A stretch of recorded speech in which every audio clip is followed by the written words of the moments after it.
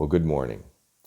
And this is the narrative of day 105. And it is the last in a series of narratives because it was the last full day that I was on the trail, really with the constraint of having almost no battery power left in my phone or in my backup batteries.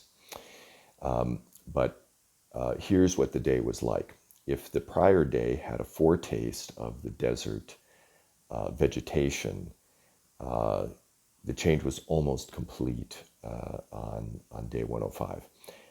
It really was out of the trees and out of the high Sierras and very much a desert scrub, pinyon, sagebrush kind of environment. I will remember a couple things from the day. One, I had a very, very strange impression going through from a very broad, flat area into a more constrained valley that then just opened up into another sort of broad area, and it was very strange.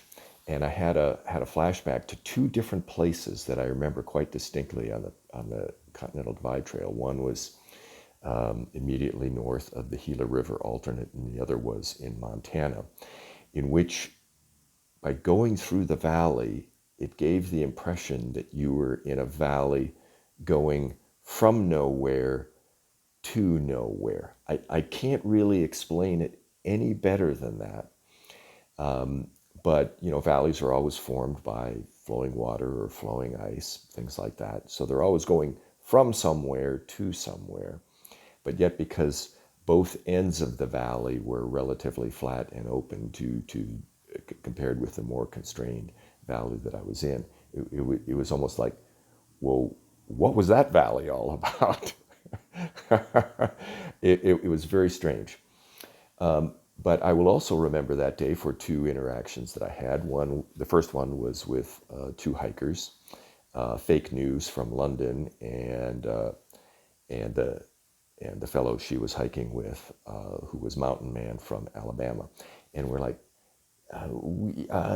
I think we met somewhere. I think we met somewhere, and they were SoBos, and and it was when I asked their trail names that I put two and two together, and I remembered that we were at the Big Lake Youth Camp in Northern Oregon together.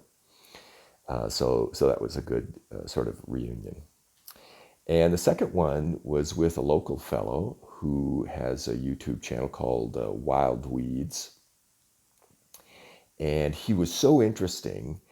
I passed him by. He was talking to a fellow who was out hunting, and he later caught up with me, and he was so interesting because he was pointing out to me all the botany that I did not know. But he was the local fellow. He said he was a retired teacher. He was probably a biology teacher, but so interesting to talk to. And then I ended up camping on the Kern River right by one of the major bridges there, just a few miles away from Kennedy Meadows south.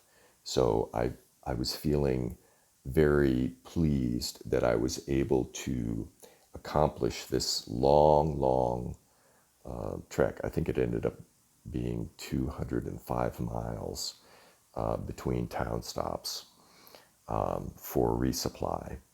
So it was sort of a very satisfying day and a satisfying feeling. And I will say I really gained confidence in and being able to appreciate hiking through an area without constantly looking at my phone, constantly using my electronics as a crutch. It was liberating and satisfying, and feeling more confident for the future should something like that happen.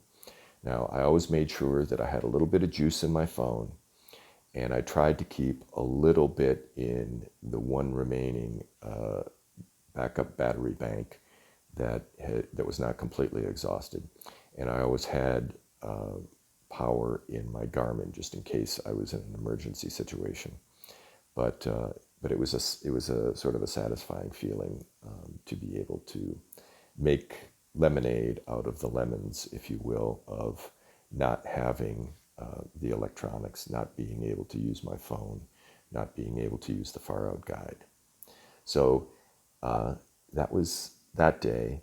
And unless something else happens in the future, this will probably be the last narrative account of a day,